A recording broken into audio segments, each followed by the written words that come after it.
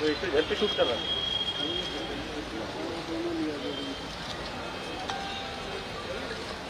ए photo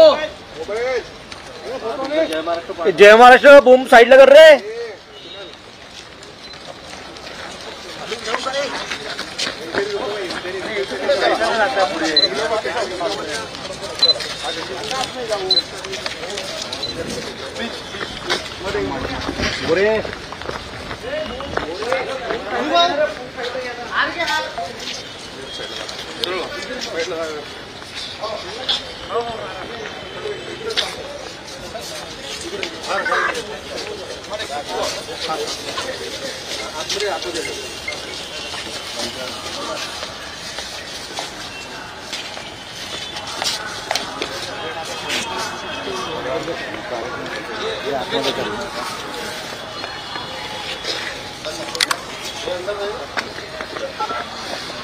हो ना भुसे साहेब sir या काल भुसे साहेब होता सर या भुसे साहेब या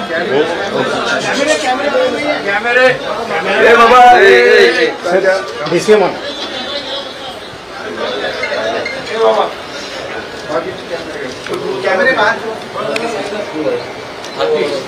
तुमच्याकडे लवकर जाऊन पुढे भूकी आणि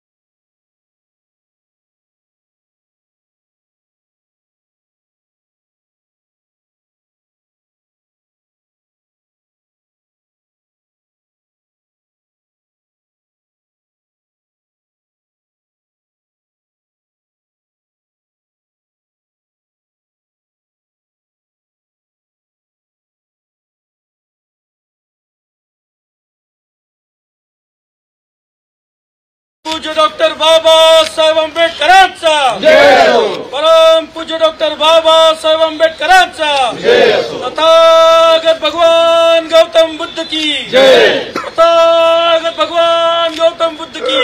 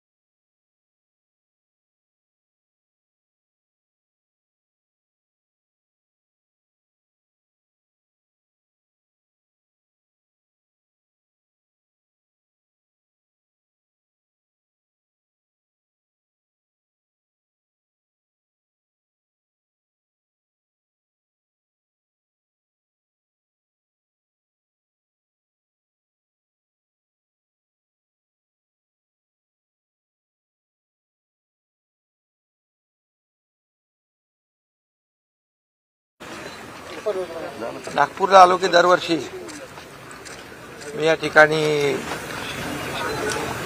चैत्यभूमीला बाबासाहेबांना वंदन करायला येतो. खरं म्हणजे इथं आल्यानंतर एक ऊर्जा आणि प्रेरणा मिळते. दीक्षाभूमीला आल्यानंतर म्हणजे नागपूरला आल्यानंतर दीक्षाभूमीला आणि मुंबईला चैत्यभूमी या दोन्ही जे आहेत ते आमच्यासाठी चैत्यभूमी असो दीक्षाभूमी असो एक श्रद्धा आणि आदर्शाची भूमी आहे. आणि म्हणून बाबासाहेबांच्या विचारांनी प्रेरित होऊन संपूर्ण देशभरातले बाबासाहेबांचे अनुयायी असतील आम्ही असू त्यांचा आदर्श डोळ्यासमोर ठेवून देशाचा कारभार राज्याचा कारभार देखील चालतो. आणि म्हणून या ठिकाणी आल्यानंतर एक वेगळी अनुभूती मिळते, मनाला समाधान मिळतं, प्रेरणा आणि ऊर्जा मिळते आणि आपण जनसेवा आणि लोकसेवेचा जो वसा घेतलेला आहे त्याच्यामध्ये आणखी बळ मिळतं. आणि म्हणूनच राज्य शासनाच्या वतीने दीक्षाभूमीचा विकास असेल, चैत्यभूमीच्या बाजूला जे आपल्या बाबासाहेबांचं इंदू मिल स्मारक, इंदू मिलच्या जागेमध्ये भव्य दिव्य जागतिक दर्जाचं आपण स्मारक करतो आहे, जगाला हेवा वाटावं असं स्मारक उभं राहतंय, याचा देखील आम्हाला अभिमान आहे. आणि म्हणून बाबासाहेबांचे विचार शिका, संघर्ष करा, संघटित व्हा आणि तळागाळातल्या सर्वसामान्य दलित, शोषित, पीडित या सगळ्यांना समाजाच्या मुख्य प्रवाहामध्ये आणण्याचं काम बाबासाहेबांच्या विचारांनी केलं. आणि म्हणूनच राज्य शासनाच्या वतीने देखील आज आपण प्रत्येक तालुकानिहाय संविधान भवन देखील बांधतोय. संविधान दिन देखील आदरणीय प्रधानमंत्री मोदी साहेबांच्या काळात सुरू झाला.